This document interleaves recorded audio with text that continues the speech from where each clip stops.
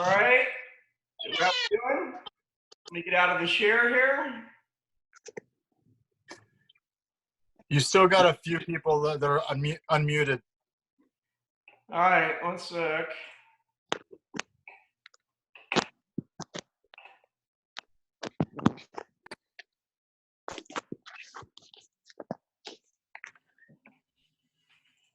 All right, guys. All right. All right, thanks. Also, now, if anybody has any questions, if you can just put it in the chat box, that would be great. And then if we don't get to your answers now, we'll get to them later. And if the questions are to anybody in particular, you know, they'll go to that person overall. So first off, I'd like to thank everybody who showed up. I think this is actually really cool. I mean, this is Miami tennis right here. I mean, even Fagel showed up. You got Cologne Nunez in the house.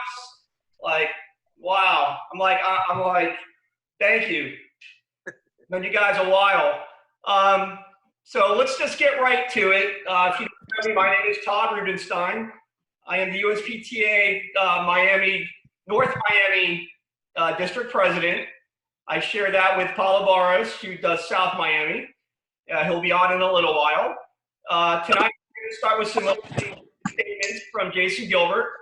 He's a USPTA Florida past president, and he's, I guess you're like the big dog here tonight, right? I don't know about the big dog, but I can tell you what, these Miami pros are near and dear to my heart. I've been in Miami. I was a Miami resident for 13 years, Todd, and these guys and gals are phenomenal. So happy to be here. Thanks for the invite. Yeah, my pleasure. I mean, literally, everybody here is phenomenal. Everybody. I couldn't be happier with the turnout. Then we have Joe DeLeo. He's our USPTA Florida president. Joe, you want to say hi real quick? Where you at, Joe? Sorry. Yep, just had to unmute. Yep, I'm here. Yep. Okay. Absolutely. Great stuff. Thanks, Todd, for all you're doing. Also with Paulo and everybody in the whole like Miami area. Just like Jason, I was born and raised down in the Miami area, so I know you guys have been through a lot. You know, you guys are doing great as far as leaders, you know, to help protect your members and everything else. I know you've been going through a lot. My heart goes out to all of you, and I just really appreciate everybody's support. Cool. Thanks, Joe. And we have Laura Bowen from USPTA Florida. She's the executive director. I'm going to say hi real quick. Now, each one of you guys, real quick, we're going to go back to you if you have anything you'd like to say. This is just a real brief introduction we're doing. So, say hi, everybody, Laura. Hi, guys. Thanks for having me. I'm actually from Polk County, so as you know, this is a joy for me to be with a group that's fun and has more to do than Polk County. So for all of you Miami people, you're lucky you grew up there, not in Lakeland where I was born. You're way more fun, and that's why I'm here. No comment. I won't comment on that. But you're right. And we also have Kathy Dillon. She's our USPTA Florida program coordinator for the Miami area. So hi, everybody. Here we are. Okay, now tonight we have a panel. We have Paulo Barros. He's the director of tennis at Fisher Island. He's going to be coming in a little bit later. Andre and Kevin Chow, they're supposed to be here at Chow Tennis Academy. And we have Ross Dubins. He's the director of tennis at San Souci Tennis Center in Miami. We have Rich Fagel, who's the director of tennis at Bayside in Miami Shores. Robert Gomez with Tier 1 Tennis, and he's the CA Coral Gables tennis supervisor. We also have Jim Morton supposed to be with us. I don't know if that's the guy. Jim is the director of tennis at Ocean Reef Club down in Key Largo, and he's a USPTA Florida vice president. We have Cologne Nunez. He's the director of tennis at Nunez Tennis Training, and which is over now at Park in Aventura. Hey, what did you do to yourself? Sounds like I'll be fine. I got an MRI. You don't have a knee. I didn't know that. Yeah, I have 2 knee replacements and From all your tennis days? from everything. Todd, you can just go ahead and I'm trying to find it. Yeah, I'm trying to find it. Normally, I'm pretty good with this. All right, there we go. All right. All right, let's see. And then we got Cologne Nunez. We got Santiago his own. He's the director of tennis for the Gorse Country Club in Miami Beach. Naruka Sudo, I hope I said that right. She's the director of tennis with Tennis Advantage, and she's over at Ron Even Tennis Center in Miami. And we have Carlos Triana. He's the director of tennis at Williams Island in Aventura. And Joni Villette, she's the owner of JV Tennis, which is in Palmetto Bay. So first, Jason, if you'd like to start off, be my guest. The floor is yours. First of all, Todd, I want to thank you, Todd, for bringing everybody together and having this communication on a regular basis. I think it's so valuable, and I know you're taking a lot of your own time with your family to do this. So, Todd, thank you very much. My pleasure. No, really, it's about the team and about the community, and about everybody. So it's my pleasure to be able to do that. So I know you have a crowded agenda, so I'll give a short national update on the USPTA front. It'll be broad strokes, but I can tell you something significant. In the upcoming weeks, USTA will announce a very generous contribution to all USPTA and PTR certified pros. Like I said, I can't talk the details, but I can say that a significant amount of your 2021 dues will be taken care of. This is a very, very generous contribution from USDA, and you'll be hearing more about this in the next weeks coming up. But you should all be very excited and know our partnership agreement with USDA in every way is fantastic. Okay, there'll be some criteria based on this, and I can share that with you right now. The criteria will be you need to be safe play and background screened before 2021. You need to be a member in good standing.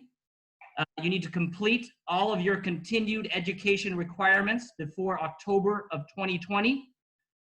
You need to live in the US.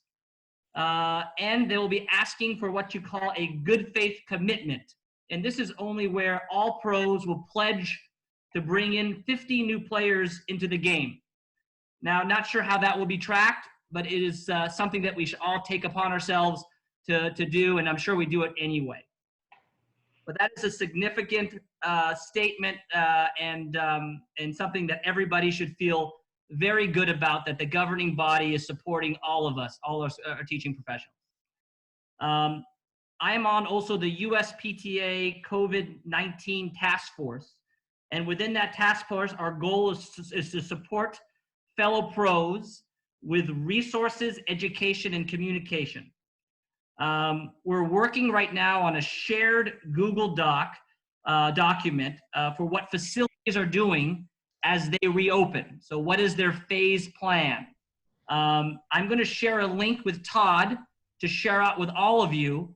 And if you could share what each one of you are doing at your facilities, we would really appreciate it. We can put this on the shared Google Doc for anybody to go on. And as you know, every demographic, every club is different, and the phases will be different also, depending upon what the requirements are on every local level and state level. So that's the most important things I have to share. I also have to share that USPTA staff will go back to work practicing social distance, of course, starting on Monday. Todd, that's all I got. I just want to tell you guys and gals that I hope you're all well. And like Joe said, I hope your families and everyone is doing well and seeing yourself through this. Todd, thanks again. Oh, my pleasure. Thank you for coming, Jason. Thank you very much. All right, cool. All right, let's go down to Joe, our Florida president. Joe, if you have a couple words or anything you'd like to say. Absolutely. Again, just thank you so much for the invite, Todd, you and Paulo, and the rest of your team there, of all your people there, pros. You guys are doing a great job under some very tough circumstances. You guys have been in the heat of it. You know, really appreciate you setting up these kind of like virtual conferences. I think it's been great for the pros in your area to be to talk to each other, see each other, see what people are doing, you know, with their facilities. I know there's a lot of facilities. I've been on a few of these calls throughout Florida, and I know there's a lot of facilities that are going through what you guys are going through right now with phase 1 reopenings as soon as this Friday and into next week. And it's a little bit unique in different areas of the state. But great job to everybody on this call with all that you're doing with your clubs and your different facilities.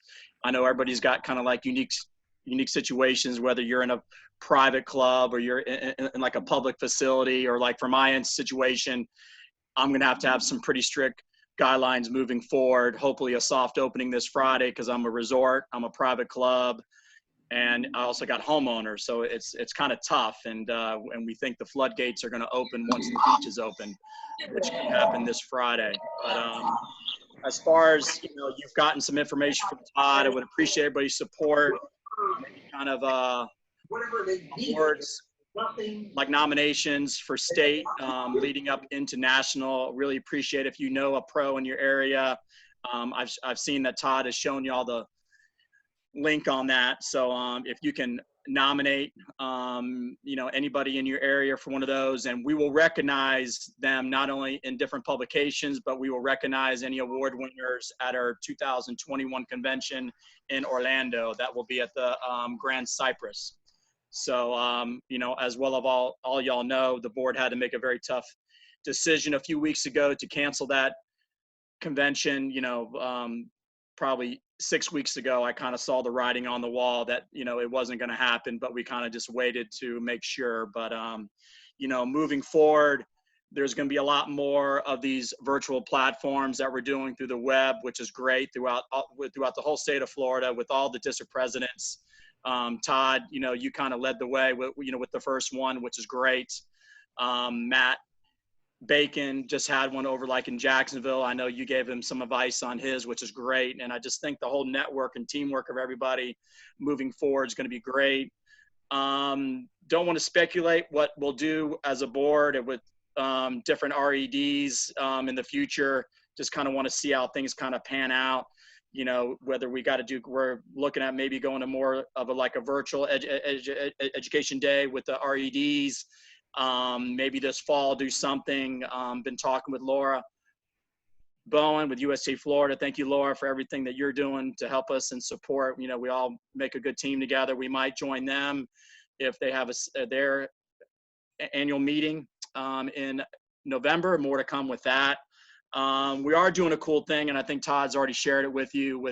Be looking that we're doing a cool sweepstakes kind of contest where each district is having a sweepstakes contest to where whoever has the most professional development credits in all of 2019 will get a free convention fee waived to our next year's 2021 convention. So encourage any of your colleagues, assistant pro, head pros that maybe don't go online. There's so many free different types of resources out there, to get involved with this contest. And again, just lots of good stuff moving forward. I promise as a Florida board, we'll keep you updated with what we're going to be doing and moving forward with again, different type of district meetings, which obviously this will be the type of district meeting that we'll be having for probably the next several months. But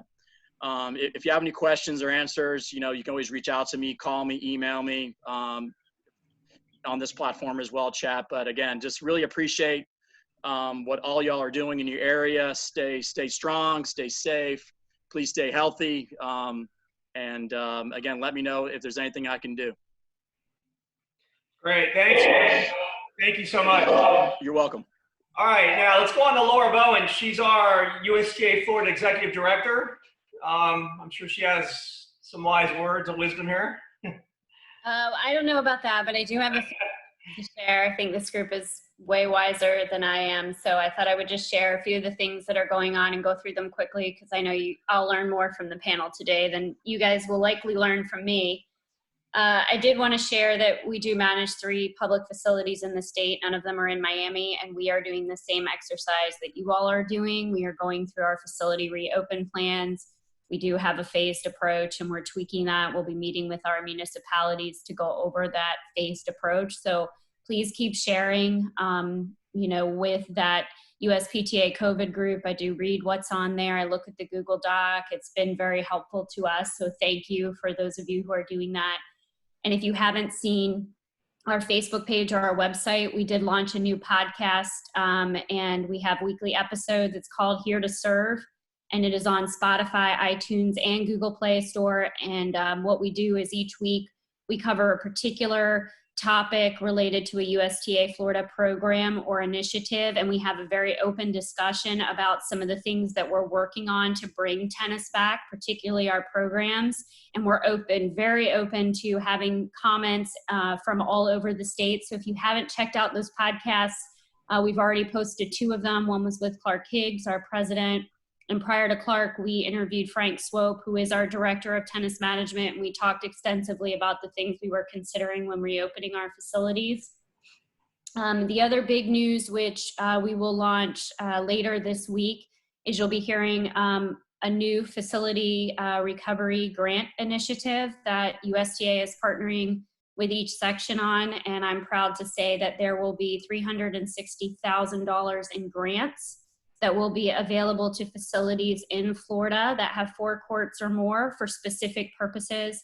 You will hear more about that at the end of the week. Those funds are a combination of funds from USTA, USTA Florida, and the USTA Florida Section Foundation.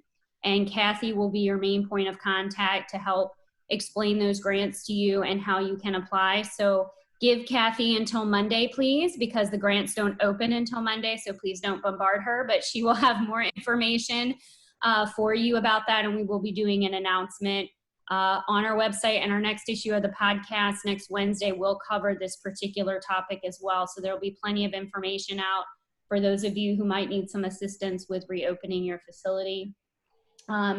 Also want to say thanks to Joe, to Jason, and to USPTA Florida for partnering with us on our Pro Women's Initiative. We do have a virtual women's conference, which is coming up. So any women, this is a conference that's for women. It is actually done on a half day, May 28th, and a half day, May 29th. So please connect with me if you would like to attend. It's absolutely free, and it is general education and professional development. Has nothing to do with tennis. It has everything to do with your own personal development as a female in the business. Many of our staff took it, and it was very, very highly rated. It's put on by prior meetings and workshops. So I'd be happy to share that with any of the women in the group. You should have received an email from Pat Anderson with that link, but I'm happy to share it. And then we also are obviously working hard to figure out how we can restart our programs once play returns. Our staff have all been working. They are thinking about this. It is very complicated. I will tell you that we do expect to have possibly another update from USTA in another couple of weeks or so. We're not really sure what that will say, if it will say that we're further delayed on our programs or not. But for now, we actually are working very, very hard to figure out what those programs might look like and when we can restart. So if you have questions about that, again, please reach out to Kathy. She is an excellent point of contact. You know, we try to funnel as much information to her as possible, and she's an awesome resource for you. And of course, you can reach out to Jason, Joe, Todd, me at any time if you have other concerns or questions. But we're just really, really happy that you guys are working so hard. And if there's anything else that we can do to assist you, again, please don't hesitate to let us know at any time. So thank you, Todd. And I'm excited to kind of hear what the panel has to say today. Great. Thanks, Laura. Really appreciate it. Let's go down to Kathy now. Thank you, Todd. Thank you, Todd. You got the floor. Quickly piggyback on Jason and Laura. Just a couple of things I wanted to remind everybody of is the Tennis Industry United website is just a super great website for some resources. They have a free website builder, which we just had a webinar on, and it's very user-friendly. Legal support, national support hotline, daily blog seminars. So I will be sending a follow-up email to everyone once Todd gives me everybody's names that has participated in this webinar. Also, please don't forget about our USTA Florida coronavirus website. That's all the information. Laura's great about posting all the updated information of what's going on with our USTA programs. And just to piggyback about the grant money, which is very exciting, I will say, I want you guys, as soon as you see that go out, get on the website and apply for it. I think it's a lot of money, but I think it's going to go fast. So I want our Miami pros to really be on top of that, and I'll try and keep you informed of what I know when it comes out. You guys will probably be getting emails through USTA and the tennis industry.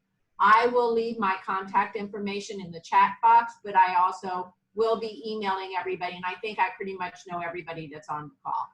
Thank you, Todd. That's it for me. Thanks. Thank you. All right, guys. So that concludes our opening remarks. So real quick, if you happen to be in this meeting tonight, do me a favor, email me. I mean, I see most of your names over in the participant section, but please email me at todd@sunshinestatetennis.com with your name and your USPTA ID, if you happen to be USPTA. And I'll pass it along to Pat and see, hopefully we can get a couple points here and there. All right, so we've seen a lot of information. We're 6 weeks down the road from when this whole thing started. Moving forward, let's see what happens. We're now at phase 1. Starting here in Miami, places are opening tomorrow. You've been given a lot of information, whether you've gotten it from Facebook, the news, links I've sent out, the government, wherever you've gotten it. Now it's time to take that information and implement it. And really curious to see, you know, the similarities and the differences of how each club in each area are doing what it is that they're going to be doing, you know, moving forward. So we're gonna start with Robert Gomez, because I live in Coral Gables and Robert is Coral Gables. It's only, you know, I had to pick somehow. So we're gonna start with Robert Gomez. Robert is with Tier 1 Tennis, and he's again the City of Coral Gables tennis supervisor. So Robert, you've got the floor, man. Okay, thanks, Todd, and thanks everyone. It's great to see so many of you here. So yeah, we were a little bit surprised that we were opening tomorrow. I thought we were going to get till maybe Friday.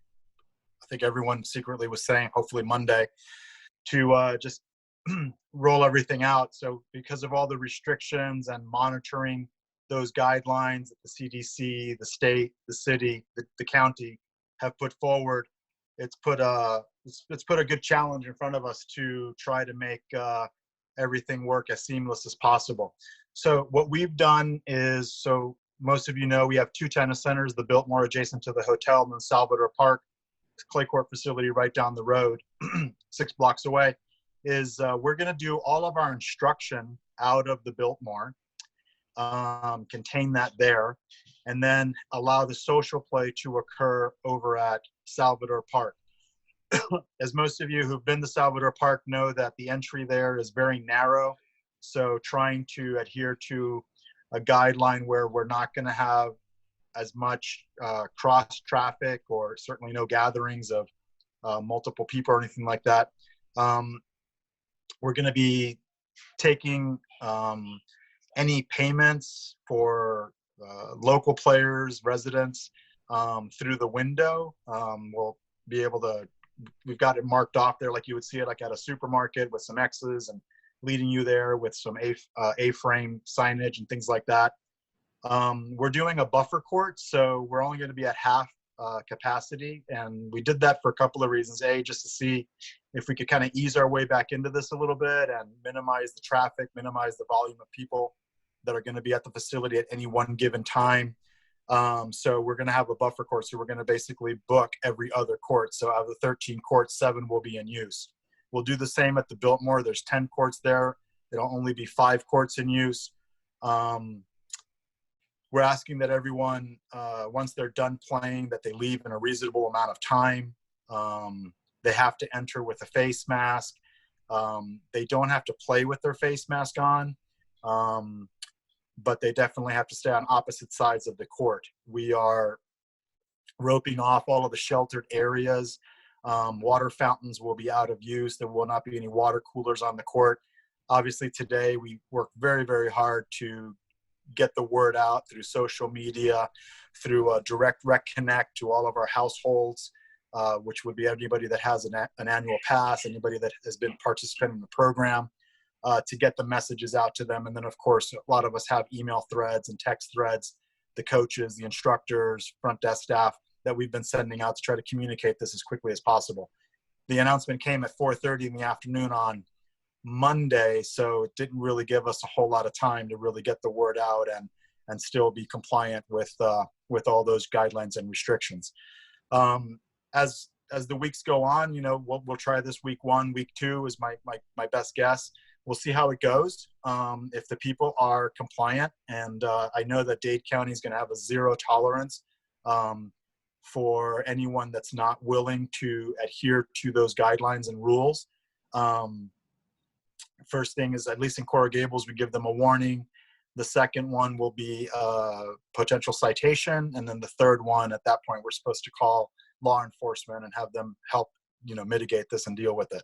So hopefully it won't ever get to that. I know there's a lot of people that are super excited to get back on the court. We're excited to get back on the court, but we want to do it in a responsible and safe way.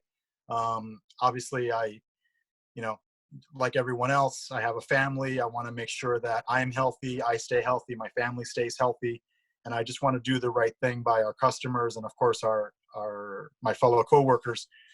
So just trying to balance that between staying safe, staying healthy, and at the same time, even if we could just open up the faucet a little bit so that there's a little bit of revenue coming in, which has been a hardship I've got 17 instructors, contracted professionals that work with me, and basically most of them have not been teaching at all.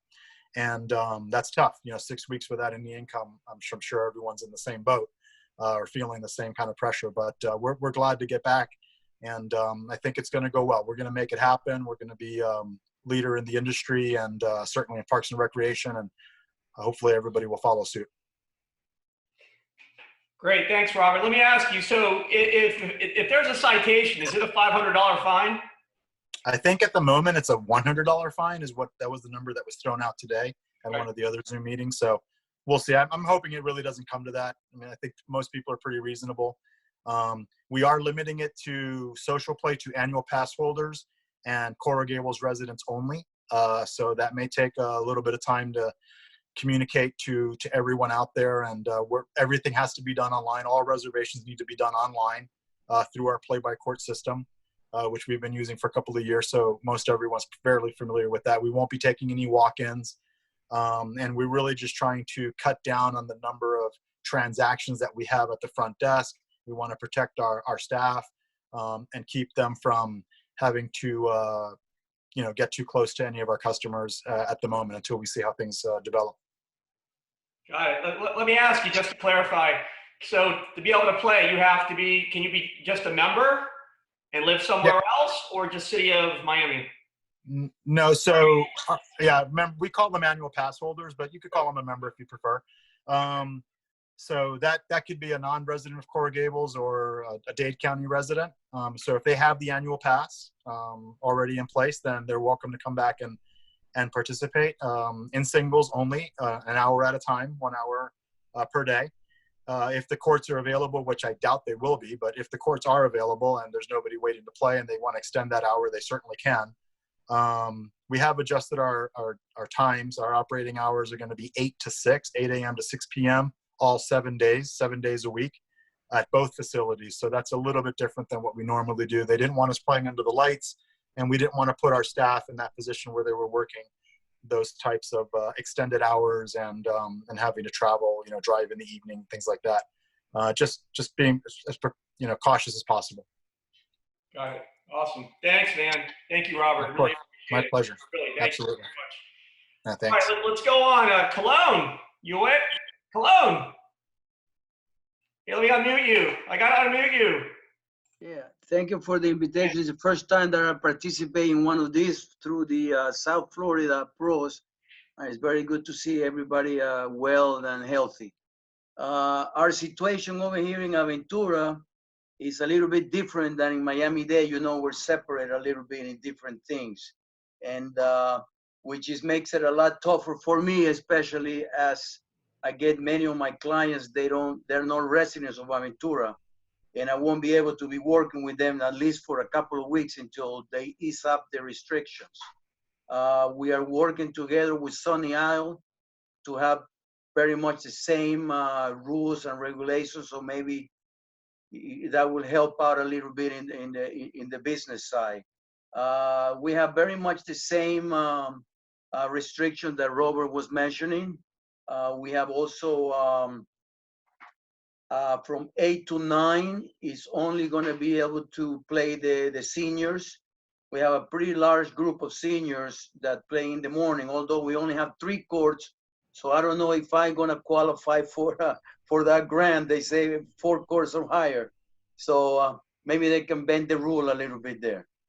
But we have that for the seniors, and they can come in their car and park at their founders. But then after 9 o'clock, nobody can park there. So everybody have to come either walking. I guess they're going to be parking by Aventura Mall, and then take a nice little walk to the park. And then our hours are going to be from, like I said, from 8 to 9 for seniors, so nobody else can use them if they're not over, I guess it's 65. And then we're open from 8 to 12, and then from 4 to 8. The middle day we're closed. I don't know. That's what they wanted to emphasize. The same thing, wearing your mask when you come in. You don't have to play. One of the things that I'm really trying to bend the rules a little bit is in the coaching side. As you know, I work with high performing kids, and I can understand the 2 players per court, but where is the coach going to be? So I'm not that young enough to keep hitting with these guys that are blasting the ball at you 100 miles an hour, and to be able to stay with them for 2.5 hours hitting if I only play with one guy. So, and they probably don't want to hit with me anyway. So, but if I have 2 top players and I cannot be in the middle, that's my dilemma at the moment, how I'm going to manage that. So hopefully that will ease up in a couple of weeks. And I'm basically, be happy to be back. I think the junior program for the summer is going to be tough for us. Although we normally get about 30 or more kids. I don't know if that's going to happen. So it's going to be some tough times ahead, especially in my situation, as I am independent contractor in the city, and we don't have any memberships. The residents don't pay any fees. Everything is free over here, which I'm trying to work around it so we can make some money in court fees and everything. We don't have that. And now it's going to be more restricted, which is only going to be for residents. And hopefully we can get all the Sunny Isle residents be in the same boat. So that's basically what I have at the moment. And I hope we can make it better and everybody stays healthy. Cool. Thanks, Cologne. Now, if anyone has a solution for Cologne's situation, feel free to reach out, put it in the chat box, and, if he doesn't see it, we'll make sure, we'll read it as we go. All right. Thanks, man. I appreciate it, Cologne. Thanks.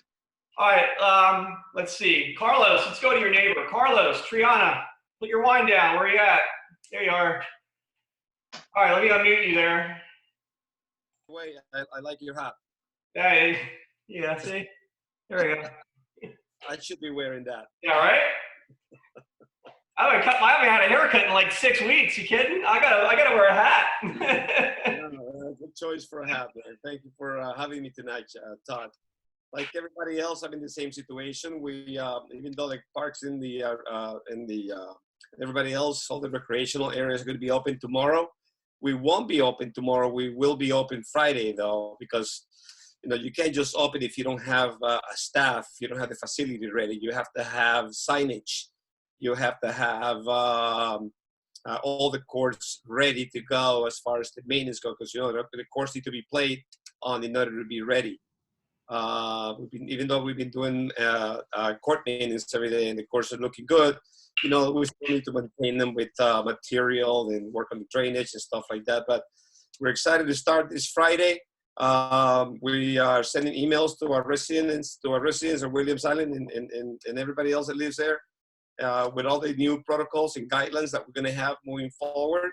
Like everybody else here, we're playing singles only. They have to bring a can of balls and they have to mark them with their initials so they know which balls belong to which, to who. But unlike everybody else, and I don't know if anybody in this chat, in this meeting is doing the same thing, because our pros, especially our independent contractors, haven't been able to teach in about a month and a half, almost 2 months.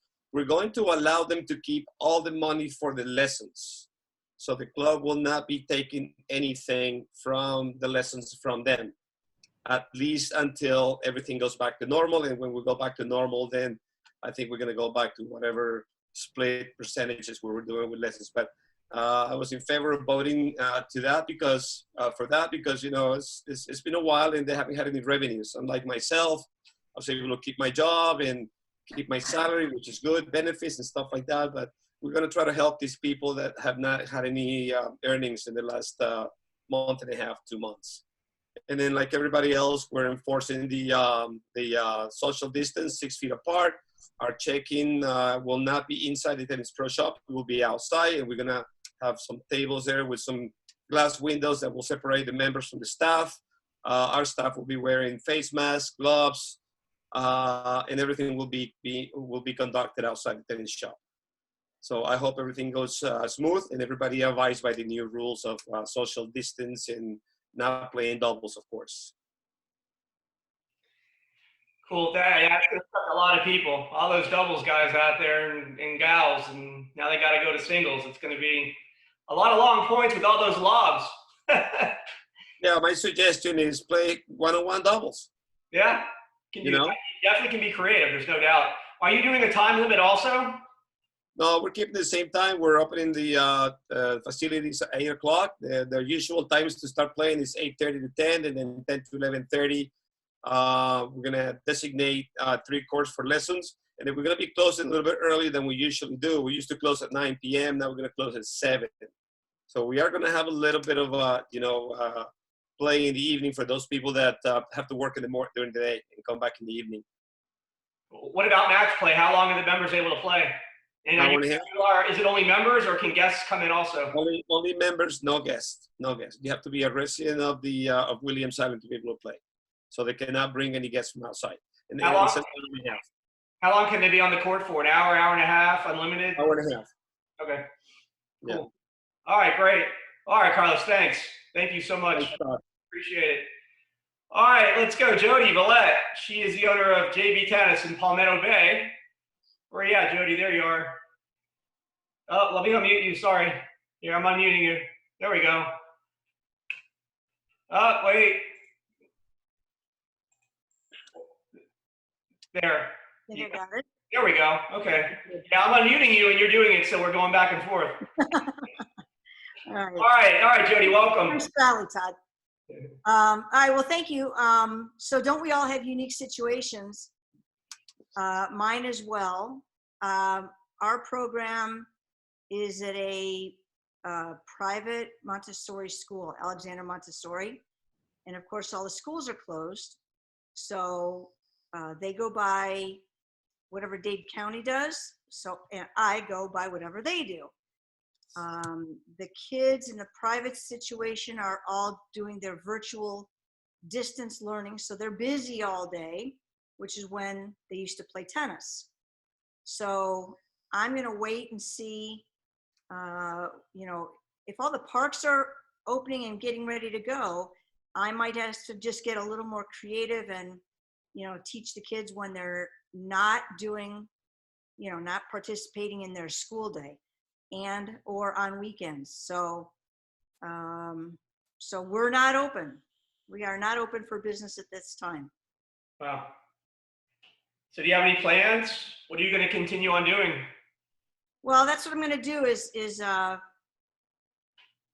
check with the owners of the school. And as long as parks are open, I'm going to inquire as to whether or not, we only have 2 courts. But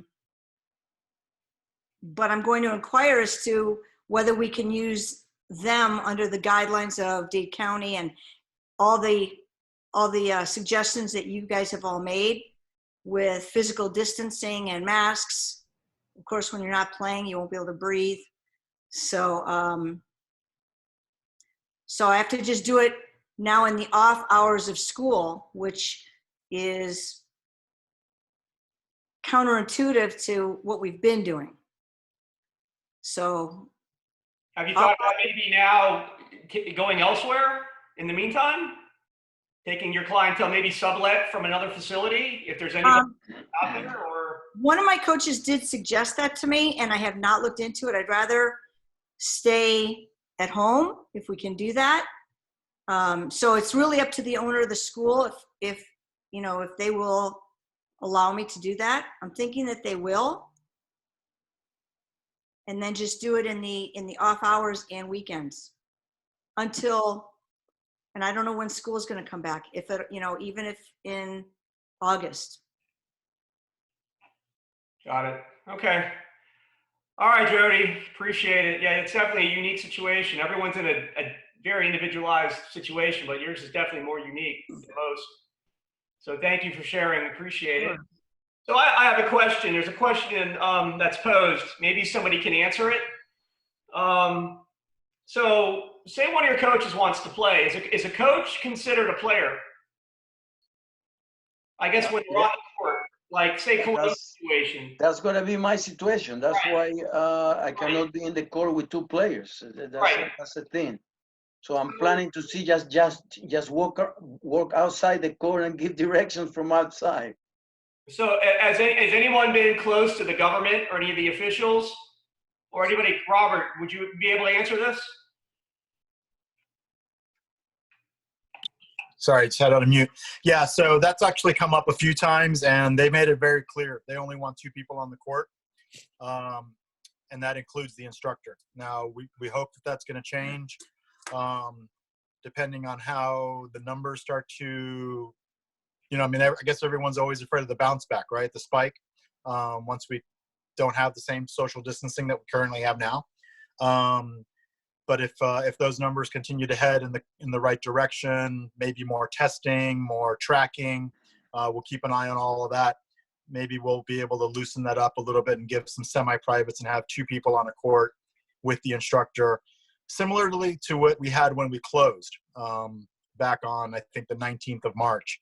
Up until that point, there was about a week-long period where we were able to give semi-private classes with 2 people on a court and the instructor, as long as the players, the students, were on opposite sides of the court. But for right now, they just want 2 people on a court max, whether it's instruction or social play. Got it. In and out. Oh, there you are. Yeah. Okay. My battery's running low. I just got the message, 20%. You got to get the charger from one of your daughters. Come on. Yeah, that's right. You're right. Take it out of their iPad. All right, I have another question that's posed. So, you know, the majority are directors here, not the majority, but there are a lot of directors here tonight. How many staff? Are you bringing everybody back? Would anyone like to answer that? You can unmute and jump in if you like. Well, yeah, I could. I can give you my own. Sure, Carlos, go ahead. In my case, our club is mostly a lesson club, and some of you know that. Our members are avid lesson takers, private lessons especially. So in my case, I'm bringing everybody back, all my independent contractors that work for me and for the club, and we're just going to give them different times to work, so everybody has a fair share of at making some money in lessons. For instance, myself, I'm just going to work in the morning, and I'm going to let the rest of my staff come in the afternoon, and I'm going to have 3 more pros in the morning working with me. But everybody else is going to come back. The only thing is that some pros are not going to be able to book lessons in the morning, but everybody else is going to be able to book lessons in the afternoon at any time after 12 p.m. So yes, I'm bringing everybody back. Cool. Would anyone else like to jump in on that? Would anybody else like to chime in? Does anyone have restrictions on bringing personnel back? I know I know Joe up north in Florida. Where you at, Joe? You want to jump on? I know that I know you're not in Miami, but Joe, Joe's just by himself.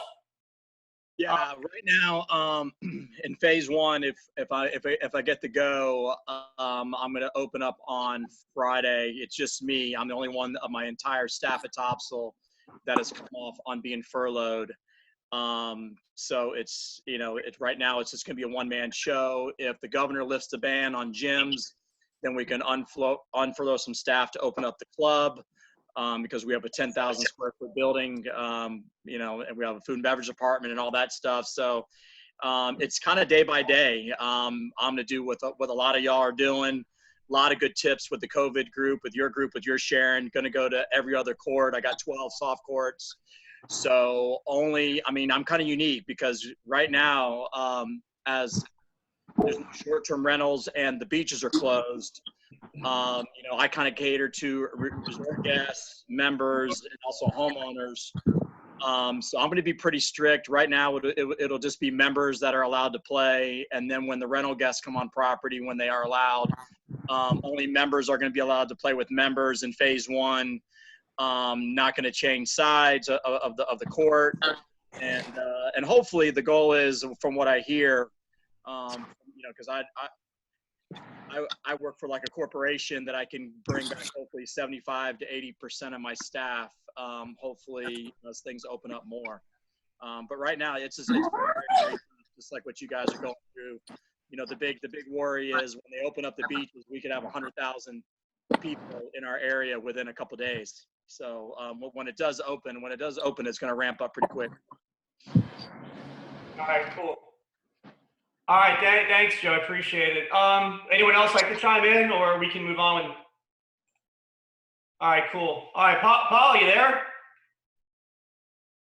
Yes, sir. I'm here. I'm finally back in my house. In the car still, huh?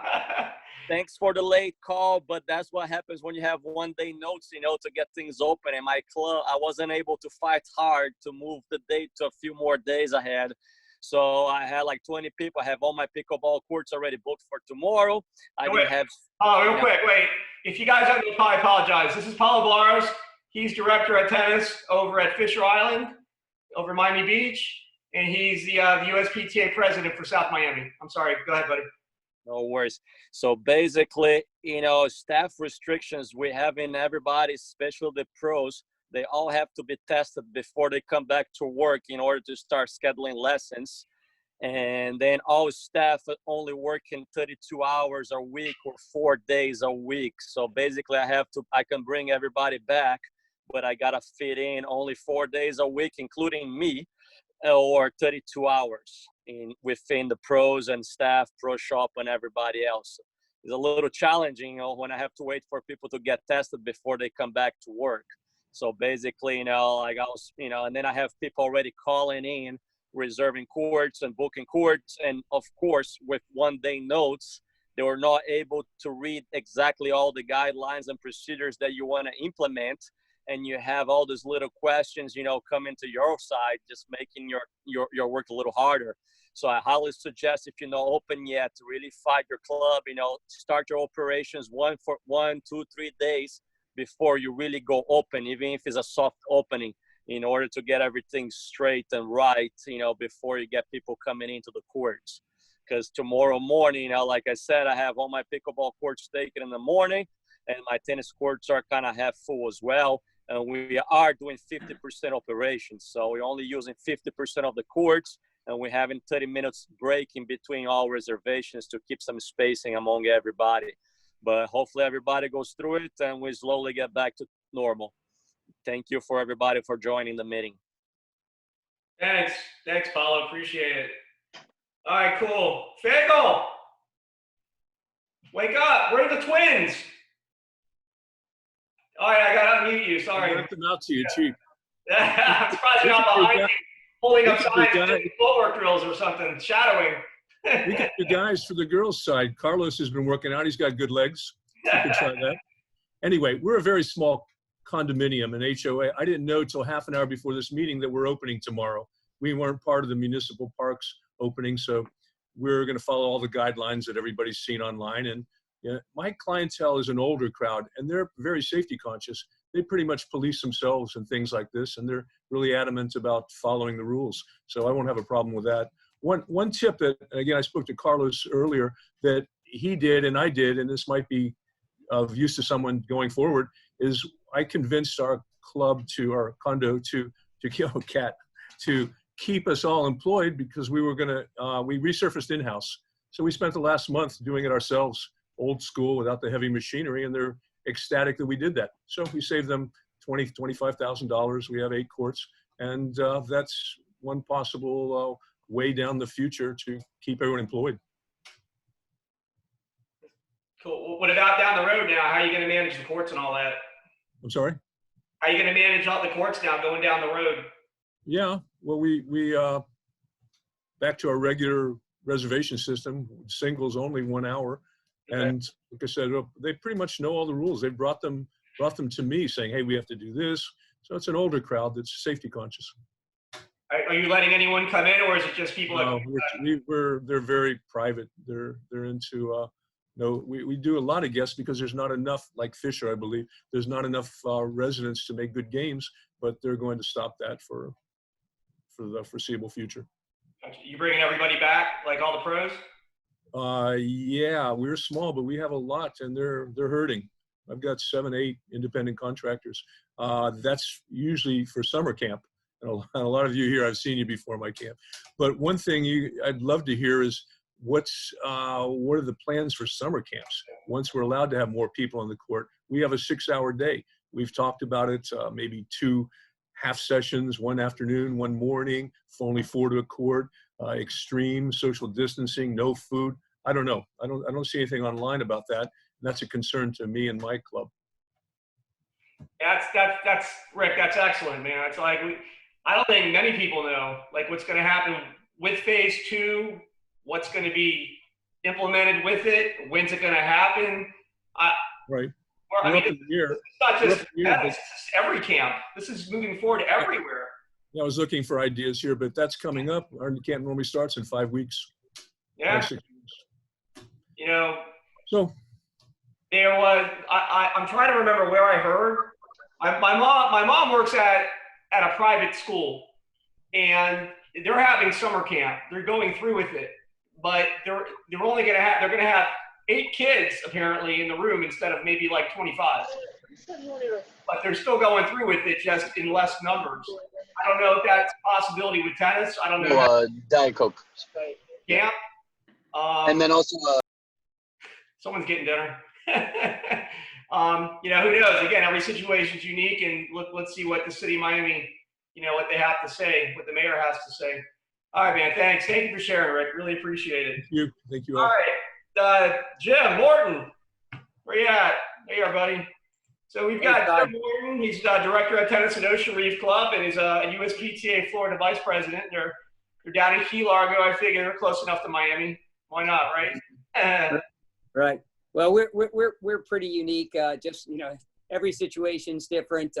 We're so lucky that we're in Monroe County, and you know, we've not had a whole lot of cases down this way. So we've been a little more relaxed in the rules, and because we're an island and isolated and can control our borders, we've been able to continue playing tennis. Our group has played tennis through the whole thing. We were not able to teach lessons after the 20th. And just recently, this past Friday, I was given a go to start giving private lessons again. So I'm now teaching private lessons. The people that I teach are not allowed to touch the balls. If I'm teaching them to serve, they have to serve with a glove. They have to put a glove on, a latex glove, to touch the balls. We've taken all our seating out away from the court so that people can't gather and hang around. And I'm pretty much the policeman when I'm not on the court, walking around and making sure people are staying away from each other and not gathering. But you know, we're a little ahead of you guys. Unfortunately for my guys, almost all my staff was furloughed. We're hoping to get some at least 1 or 2 pros back real soon because I've gotten very busy now with lessons. I taught 8.5 hours today. So things are good for us here. Cool. So how's the pickleball down there going? Pickleball is good, although what's interesting is we've had far less pickleball play since this whole thing has happened compared to tennis. And one of the unique things that I've been able to kind of see at my club is with tennis, we've been so busy. Our courts have been so busy. It's been amazing. And we've gained a lot of players who maybe didn't play tennis, but because they weren't allowed to play tennis anywhere else, so many of our members stayed, and people I hadn't seen on the court for 20 years were coming out and playing tennis again. And that's something that I think that we all have to kind of keep in mind, is that we might have a unique opportunity to jump on and expand our base, our lesson base or our playing base with players, because there are a lot of people that are coming out and rediscovering tennis again. And, if you can, you want to take advantage of that. Cool. Yeah, no, I hear you. We got to take advantage of everything we can, especially right now. And who knows how long phase one's going to last. I mean, this could last for a while. We don't know. And public schools here in Miami, they might not even start, in class. I think they're supposed to start sometime, I should know this, being that I work in the school system, but sometime like August, I don't know, say 16th, around there, something like that. But it's going to be interesting to see how that happens. If it's even if online and distance learning is going to continue, or if they're going to start. I know our superintendent Cavallo. I mean, they've done an amazing job, and they've really, in the short amount of time, have put together a phenomenal program for the whole school system. They've given out over 1 million meals, free meals already, and they distribute them 2 times a week. But that's a whole other story. Let's stick with the tennis. But Brian, you there? Rosenthal. So I don't know if a lot of you guys know Brian. You want to unmute? I'm here. All right. I'm here. Yep. So Brian, you said you had an idea about summer camp? Well, yeah, I'll introduce myself. Go ahead, Brian. Yeah, absolutely. Go ahead. I am nowhere near Dade County, but I am a Floridian. I'm a guy that played junior tennis and know quite a few people on this chat. I grew up in Florida, but I live in North Carolina. I own a tennis management company where the lifeline of our business is summer camp. And we run nearly 40 locations between Washington, D.C., Central Florida, and Orlando, and the whole state of North Carolina. I have been shut down for nearly every full day camp dynamic throughout the Carolinas and D.C., and with good reason. The full day camps produce the largest volume, and that is a big scare to many people. So my suggestion, if you are an individual that runs full day camps, using the building, using your pool, using food and beverage, I have done everything I can, if it's safe, over the last few days to discuss this with all of our partners to reduce everything to half day. Most parents that need full day camp, both parents are working, right? And they're both working at a location outside of home. But COVID-19 has changed that. And I believe that there will be people working from home throughout this whole summer, especially in Washington, D.C., and especially in the large cities in North Carolina and perhaps Florida. So the parents have the flexibility to pick up at 12 p.m., 1 p.m., and the only part of the facility that I will be asking to use are the bathrooms, outside of tennis, of course. So I've done everything I can to lobby this with multiple locations over the last 6 to 8 days. A lot of them have agreed that this would be the plan of attack as long as it's safe. And I'm trying to encourage everyone to possibly do that as well. I think a full day camp at especially the college campuses we have, some of the larger clubs we have, the optics are terrible. And we don't want to be a part of that. And we want to do our best to keep kids and folks safe at all these venues. So I guess my point is see what you can do to negotiate with your venues or your employer on trying to modify your camps down to half day as soon as you can. All right, cool. Thanks, Brian. You guys got to check out Brian. He has his telecast on his Facebook page. Go ahead, Brian. What's your Facebook? Well, you have to be a member. You have to search Florida Tennis the 90s. There's a guy named Robert Gomez who I recently interviewed on there. I mean, you may have heard of him about a week or so ago. And tonight I have Nick Bollettieri. I have a very good time. Todd is a part of my group. We have tremendous reunions each year. I started this page 3 years ago. I've been now called the Godfather of Florida Tennis, which I don't deserve, but it's been a lot of fun. So if you like fun stuff, we joke around a lot. We have fun. It's not very serious, but just look on Facebook, Florida Tennis, the 90s, and I'll accept your invitation. You'll have fun on the page, I promise. Thanks, man. Yeah, it's a really fun page. I'm sure you guys would probably know majority of the people on the page also. You've probably trained them and worked with them in some capacity as well. It's a lot of fun. All right, man. Thanks, Brian. All right, let's move on. So we've got Andre and Kevin from Chow Academy. Andre, I saw you here. Where you at, man? Let me mute you. There we go. All right, so Andre Chow and Kevin, they're with Chow Tennis Academy, and they're down in Miami as well, a little more south. So what's your situation like, and what are you guys doing? Right now we had to shut down our 2 locations due to the situation that we're having right now. So pretty much what we're doing, we're just teaching out of private homes. But with the lift of the phase 1 going in tomorrow, I contacted the manager, and so we're good to go back up and running tomorrow. So we're just gonna start off with private lessons for now. We have from the beginning always took precautions, always clean all the equipment before and after. We go as far as going one direction around the courts. We take the necessary precautions for sure. All right, cool. Kevin, you there? I don't think Kevin's on the line. No, I'm on the line, but I'm just driving, guys. Is there anything you'd like to say with Andre, or? Yeah, I mean, Andre's pretty much covered it. I mean, we got to go ahead again to open up some of the facilities on Thursdays. Same thing, singles play only. Bringing in your own water bottles. Nobody's touching the water fountains. We do have access to the bathrooms, and that's about it. Parents would drop off. So if we're teaching any lessons with any of the kids, the parents will drop them off, stay in the car, and wait for them to finish. Got it, cool. Andre, anything else? No, Todd, everything's good. Okay, cool. I've been learning a lot from the other people, what they're saying on board. Yeah, I know this has been excellent tonight. I mean, this has been a really educational experience so far. I mean, hopefully everyone's getting a lot of good ideas from everybody here. Wait, let me ask you real quick. Are you guys going to post rules? Yes, I have a rule already ready made for our parents and ready to send out to all of our clients and stuff.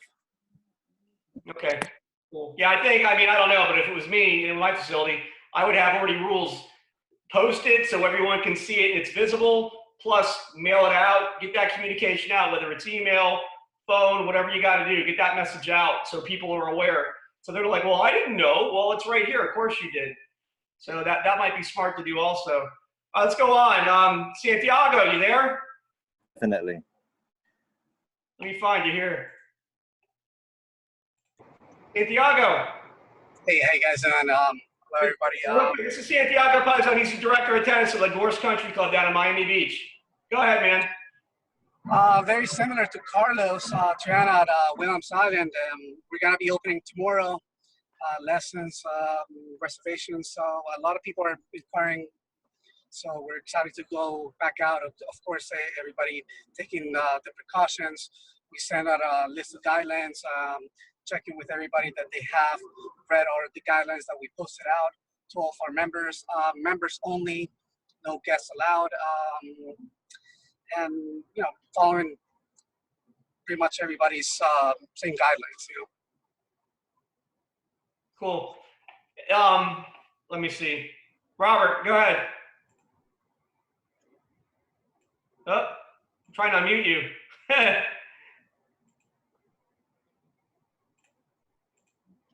Robert, you there? It's not unmuting. I don't know why.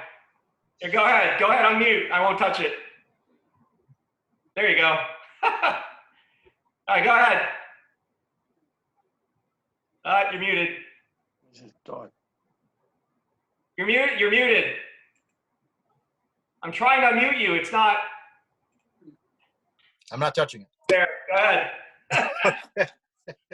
Sorry, man. No, yeah, so the last thing that I'll say is that we're doing something similar to what I heard one of the other coaches say, that we do have 2 days in the morning where we're dedicating it to seniors. So anyone who's over the age of 65 can play from 7 to 8 in the morning. We're just trying to help them to maintain their distance from the rest of the crowd. And I think that's a really good idea. And yeah, so hopefully, things go in the right direction and we'll be able to get back to a new normal that's a little bit more normal and get some more people out there. I think Brian's suggestion, I thought about that as well, maybe reducing our summer camp, if and when they ever allow us to have it, to a half-day camp.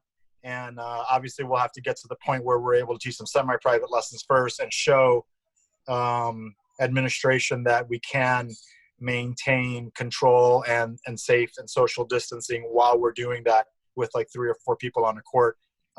It's going to take some getting used to, but little by little, right? We're just going to get a soft opening, gradually, get our feet wet, figure out the traffic flow, how to enter people, how to get people to exit, etc. And if we can get 3 or 4 people on the court at a time, and then figure out a way to do online registrations only and have very little contact with a check-in desk or anything like that. Kind of sounds similar to a tennis tournament almost, right, Jason? So trying to use some of those same type of mechanism in play to see if we can salvage the summer and maybe sometime in July provide some relief, because I'm sure some of the parents are ready to get rid of their kids. I didn't know that I was going to be homeschooling my children. I know some of the people that are on the call, like the Chows, especially Kevin, he homeschools, but he's got practice at it. I don't. And I know my wife is about to pull all her hair out if she has to spend one more minute with the kids, and she has to. But anyway, that was it. The kids hear that? The kids are Yeah, they're in the back. They're making pizza right now, so all right. they heard me. Make sure they hear that. All right, Ross. Thanks, man. Ross, you're up. Ross Dubin. Right, this is Ross Stubens. Hey, guys. There, all right, so Ross is director of tennis over at San Diego. You've been there how long now? Like, what, 25 years? It seems like just a couple of weeks, but no. But I was a freshman at Barry like 26 years ago. When I played there, and you were there then.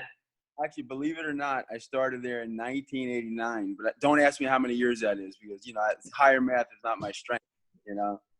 But use your fingers. Yeah. Hey, first, listen, I want to thank you, Todd, and Paolo, for everything you're doing with bringing the whole group together and information. And you guys have really been awesome. So, thanks for all the time that you put into that and doing it. You've done a great job. And and also want to thank Kathy Norland. She's always been so involved and helpful in giving information. And it's nice also to have our representative, Jason, who's really a Miamian at heart, up in Orlando. He can represent us, so that's always good too. But basically, for our center, we're not open yet. We should be following what Dade County is doing, because that's kind of what we did in closing.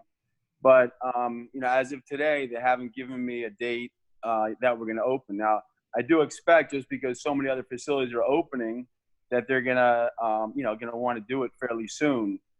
I'd made a list of suggestions that I sent into them.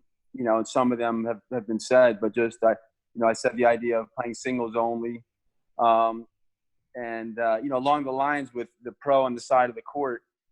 I know that's something that Robert had said that they were against.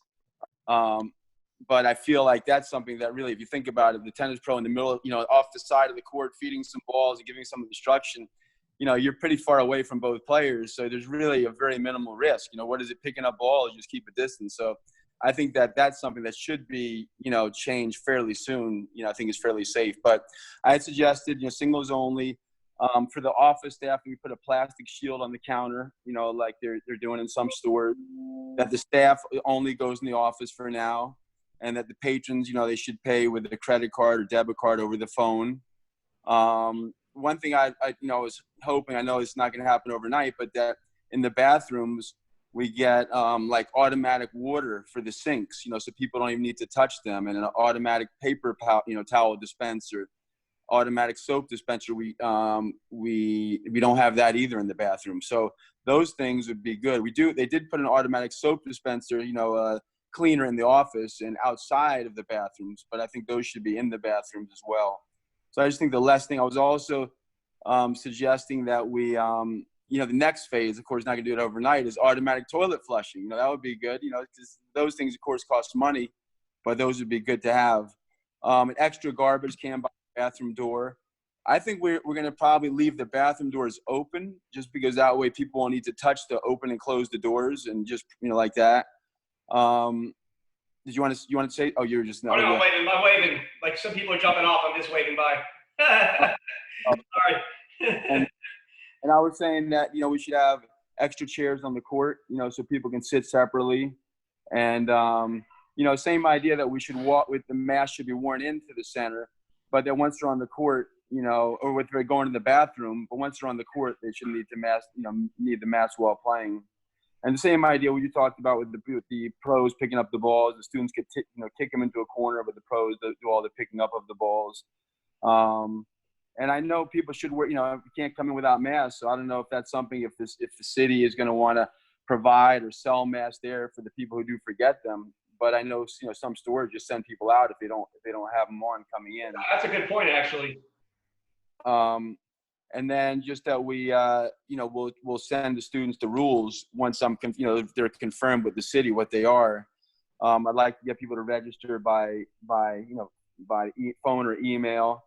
And also we have some garbage cans that are, you know, you have to push. So I think we should really have all open garbage cans that we can just, you know, drop stuff in, that people don't need to touch a door to move it over. And the other thing was just getting, you know, we do have waivers, but maybe adding I don't know if we want to add something about, you know, waiver mentioning the virus, you know, because there is some risk, of course, you know, even though we're going to do everything we can, there will be some risk, just like anywhere else, as far as getting it. As far as the pros, we've got, you know, all the pros, of course, are anxious to get back to teaching.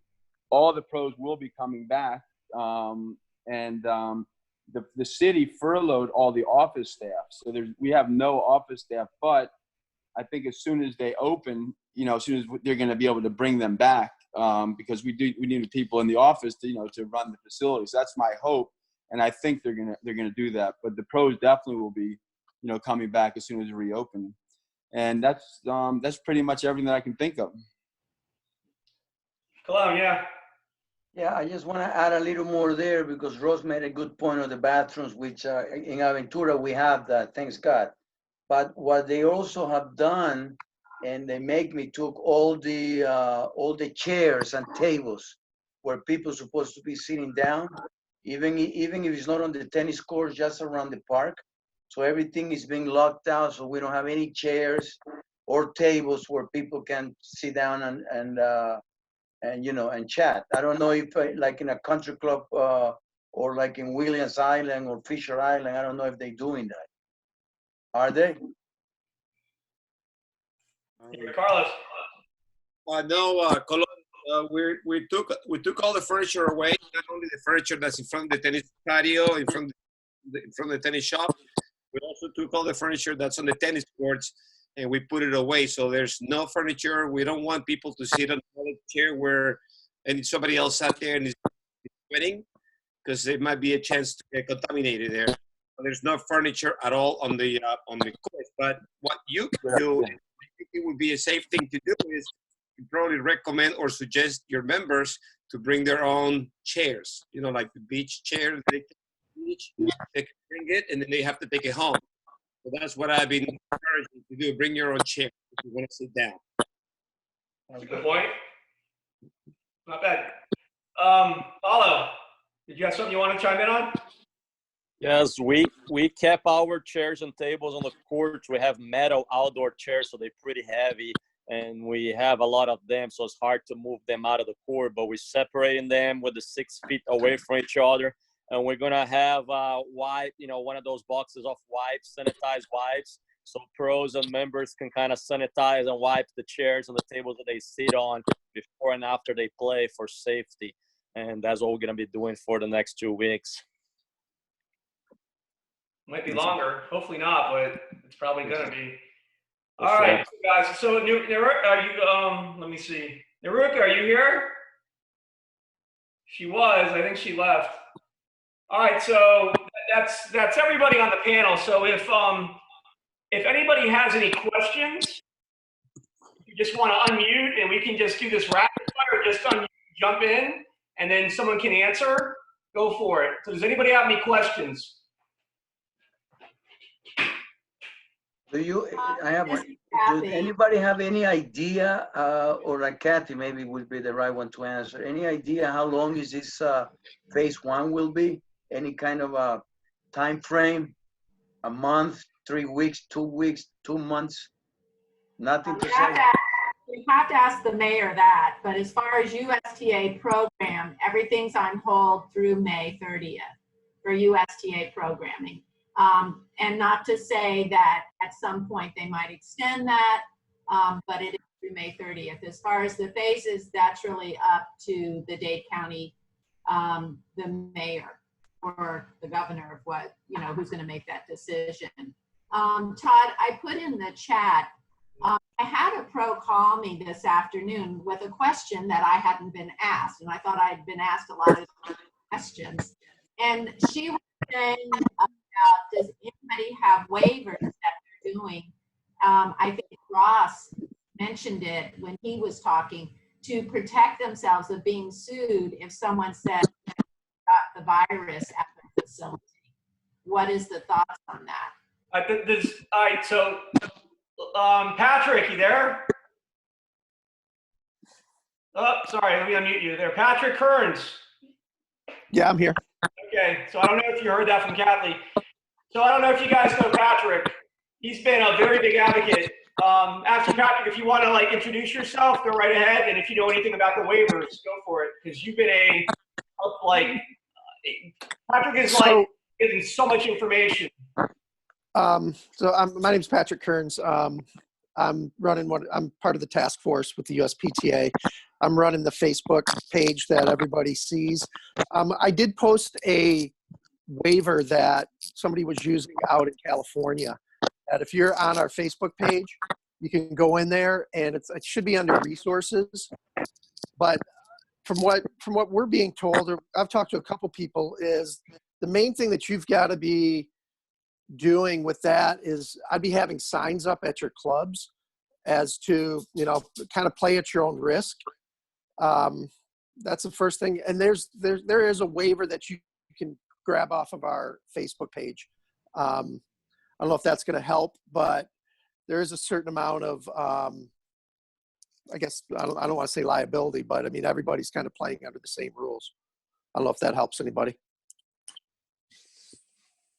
Chad, I guess, or get an attorney and draft something together, or go do city, or talk to the city manager, maybe, or the city attorney, work for a city facility, or whatever route you have to go. I mean, you guys, at the end of the day, it is about liability. You got to protect yourselves, and the members, and your families, and the club. So that wouldn't be a bad idea to look into. Does anybody else have any questions? Yeah, Todd. Yes. Patrick was just talking about the liability, the waiver for the coaches when they come back. We've asked all our contractors to test before they come back to work. But anyway, my question to Patrick is that cover in case they file a lawsuit against the coach for getting the coronavirus? Is that covered by the insurance, the USPTA liability? That I don't know, and I can't answer that. But I will say this: I run summer camps, and I have talked to my insurance company, and they've basically said that we are not covered in regards to the pandemic. that we would not be covered. It's not a part of our, it's not a part of my insurance that I have. I don't know about whether or not there's a pandemic clause in the USPTA national liability. Is Jason still on here? Jason, are you on here? Yeah. Can you, do you know that? I don't know that either. I can find out though. But I know that when our summer camps, we are not covered for the COVID-19. We've already been told that. Okay. Well, yeah, Should have been a little more aware, like Wimbledon. Made a lot of money with that insurance that they gave. Yeah, that's for sure. But yeah, most insurance isn't gonna. I mean, you can get a rider on it, but the cost of that's pretty expensive. Okay. All right, Patrick. Thanks, man. Thank you. Thanks, Carlos. I'll meet you guys. Anybody else have any questions, comments, concerns? All right, go ahead, Jody. A lot of, Good. Okay. quite often when you go on a lot of websites, it's not even tennis related. You have to scroll down to agree to their terms of service. And there's the one button at the end that says, click if you agree to that. So if a lot of you guys are putting things online for registrations, you could just include that on your registration and then make sure that everybody at the bottom clicks that they agree to all of your terms of service. And then of course that would be with the whole, COVID related issue. And as was just mentioned, everybody does this at their own risk. We all know what the rules are, and nobody could probably know it right down to, oh, I got this at Aventura. I know that's where it happened. So that would be a very tough thing to prove anyway. But just to cover yourselves, you have it in one line in writing and everybody agrees to it before they play. Right. Yeah. God forbid, that's a tough thing. How do you prove someone actually played at your facility, got it there, and God forbid something happened or passed away? It's going to be interesting to see what happens if someone who does get it, and they played at your facility. Then what? Do you shut it down? Do you tell the members? Do you have to tell all the members? Johnny Smith was playing here the other day. If you happen to be playing, then you might want to get checked out because he was tested that he was positive with COVID-19. It's like Todd, just a note of caution there, just to chime in, is their HIPAA rules. So you have to be very careful about disclosing what people have in their medical situations. So I would just say, that's what you're asking are great questions, and you probably need some legal guidance. We've asked a lot of those same questions. So I think getting some legal guidance, I would say that you're almost 99% sure that liability insurance is not going to cover it. We have a massive policy at USTA and we're not covered. So I think that, but the burden of proof that the infection happened there is very high. But I would suggest that you guys, probably do need some guidance from an attorney to kind of tell you what you can and can't do, because if you violate somebody's HIPAA laws and somebody's privacy, you can get into trouble. So that's why you're hearing a lot of this stuff on the news. Like, why didn't they disclose the nursing home residents that had it and those kind of things? There are healthcare laws there. So you just have to tread a little bit carefully. What if you just say somebody was here? Again, I'm not a lawyer, but it is stuff that we're looking at. So I think that's something that the group should look at, is what do you do if somebody who was there gets ill? And I know this has happened at facilities. I've actually talked to a couple of other facilities, not in Miami, that had this happen. So it's probably a good follow-up that we could get some more information on. If I get it, I'd be happy to share it with Patrick and the COVID group, because I'm asking those same questions. Okay, cool. Yeah, it's something I think everybody, we need to know. Thanks. Can I ask you a question? Yeah. If somebody will, what happens if somebody comes to Aventura to Founders Park and happen to be, gets somebody sick? What happened? Yeah, but how do we know that person got someone sick there? We don't. No, but even if it's like, if they nail it down that this guy infected this guy, what are the consequences? What legally can the people do to him? Honestly, I don't know much. It's like, what happens if you get the flu from somebody else? Right. I mean, that's my question. You know, at this point, everyone's out at their own risk. Everyone's taking a chance. Just because everything's opening up and we're going into phase 1, it doesn't mean that people have to go to the courts and play. You know, that's the thing. You know, again, that's something an attorney, I guess, would have to answer if you go real deep. You know, so I mean, you know, I guess we all have to be careful. Everyone has to really follow best practices and wear your mask and you go by the rules that you set and be the role model. You know, we're all leaders. Everybody here is a leader in our own way. We have to lead by example. Everybody, you know, and it's about community. It's not just the tennis community, but it's about the community as a whole. And you know, we've got to show that we're doing the right thing. Hopefully, the government is doing the right thing. But you know how people are, especially in Florida. They tend to get a little wacky.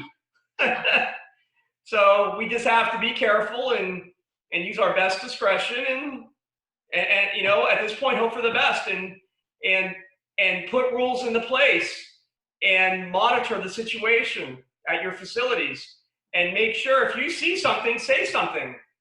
You know what I mean? You've got the rules there for a reason. Yeah, Jody. And if phase 1 doesn't go well, phase 2 may not happen for a very long time. There's no doubt. Because we're going into summer, you know, we're going into the hot months, who knows? But who knows what's going to happen? You know, there's experts, if you want to use experts, saying that, you know, you're going to have COVID-19 and the flu hit next season. You know, and then what? So who knows what's going to happen moving forward? But, you know, I get opening things up little by little. I just hope people overall are cautious and they do the right thing, which would be amazing in Florida. Especially Miami, do the right thing. So, anybody else have any questions, comments? Anybody? Oh, Ross, go ahead. I love the idea about putting a sign outside, you know, just along with the rules and stuff to protect us. It seems like if we do, you know, if we implement our rules, we're really not going to be opened up, I feel like, to much, you know, liability, in the sense that if we have a group of 10 people out there and they say, oh, we didn't, you know, follow the practices, yes. But I think if we're doing all these things, it's going to be hard for someone to say that, hey, you know, we're suing them because we got the virus there. But we did have just one player, you know, at the center, not to violate their rules, who did recover from the virus. A 27-year-old, you know, tennis player, good tennis player. He went through it. Now he's back fine and ready to come out to play, you know, to play soon. Very excitedly, as you can imagine.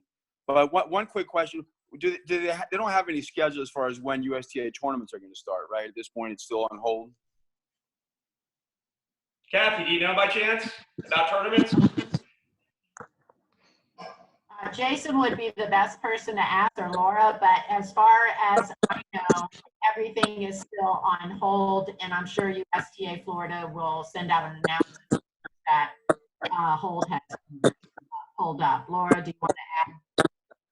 Yeah, they're still on hold. We should get, like I said, some updated guidance in a couple of weeks that would tell us if they're going to extend the suspension of play or not. So I would say by mid-May, we would know what that would look like.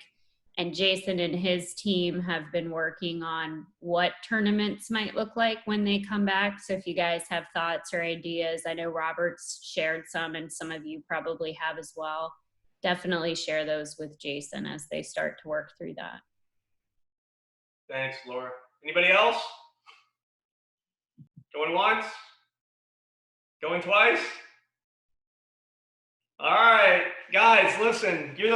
It's not just about our members, you know, because it really is all about the members, and I do mean that. And they put the trust in us to make sure we give them the best experience possible. But this is the reason why Miami tennis is like so amazing. You know, we really are the mecca for the world, but it's everybody down here who comes together as a family, and we really are a community, and I'm thrilled to be a part of it. So thank you for coming tonight. Make sure that I please get your USPTA number if you are a USPTA member, if you can tell me. And on that, guys, it's been a pleasure. I've learned a ton. I hope everybody else has learned a lot tonight. And you know, let's see what happens. Good luck tomorrow with those, you know, opening up your clubs. And you know, let's do some good out there for everybody. All right. Thank you very much. Take care. Bye-bye. Thank you very much. Thanks. Thank you. Good night, everyone. Good night. Night.